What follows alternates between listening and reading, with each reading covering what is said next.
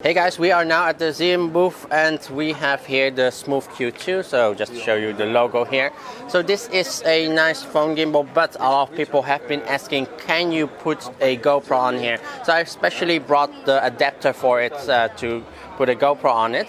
So the great thing about it is this one, you can actually see the monitor. However, you might have noticed that it's kind of mounted backwards. It's okay if you're filming a selfie, but if you want to film something else, you then need to go into the selfie mode. Press the power button here 3 times.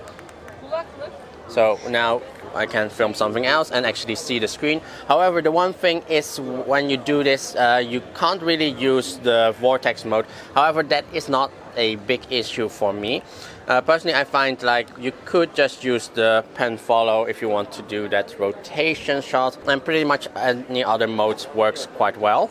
And yeah, it's not a very expensive adapter. I'll have a link below where you can actually purchase the adapter.